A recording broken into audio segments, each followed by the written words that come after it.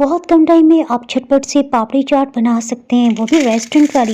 इसके लिए हमने 1 कप चनों को अच्छी तरह से उबाल लिया। चने जितने अच्छे गले होंगे ना चना चाट का, उतना ही आपको मज़ा आएगा।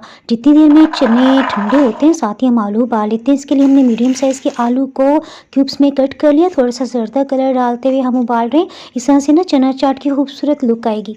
उबले हुए आलूओं को थोड़ी देर छलनी में रखेंगे ताकि इसमें से सभी पानी निकल जाए ना। साथ ही हम सब्जियां काट लेते हैं। इसमें हम बड़े साइज़ का 1 टमाटर, 1 खीरा और 1 ही प्याज इस्तेमाल करेंगे।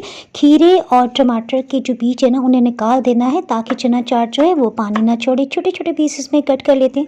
बंद गोभी भी हमने 1 कप इसमें डाल दिए। ये भी हमने कटर से ही काटी। बारीक कटी हुई बंद गोभी ना चना चाट में बहुत अच्छी लगती है। अच्छा ये जनाब कटर है जिससे हमने बंद गोभी भी काटी, आपको इजीली मिल जाएगा। प्याज को काट लेने के बाद इसमें 1/4 टीस्पून नमक डालते हुए हमने कुछ देर के लिए रखा और अच्छी तरह से ना धो के फिर इसको चख लिया। अगर इसमें कड़वाहट होगी तो आपने इसे नहीं डालना, दोबारा से नमक डाल के रख दें। और जब फील करें कि इसका जायका बहुत अच्छा है धोने के बाद, हल्की सी भी कड़वाहट नहीं, तो तब आपने चना चाट में डालना है। थोड़े से प्याज हमने बचा लिए हैं, इसी तरह थोड़े से आलू भी हम बचा लेंगे। थोड़ा सा धनिया, हरी मिर्च हमने बारीक काट ली है। इमली हम इसमें तकरीबन 3 से 4 चम्मच डाल रहे हैं, इससे ना इसमें एक्स्ट्रा टेस्ट आएगा। बची हुई थोड़ी-थोड़ी सी सब्जियां ना लास्ट में डेकोर करने के काम आएंगी। इस तरह से चाट की लुक खूबसूरत होगी।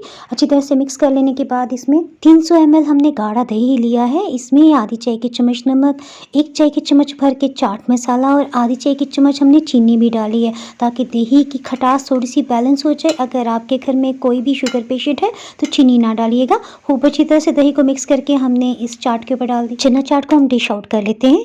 थोड़ा सा दही, केचप और इमली सॉस, ये सभी कुछ थोड़ा-थोड़ा सा ऊपर डालेंगे ना और बची हुई सब्जियां, तो चाट की खूबसूरत लुक आएगी।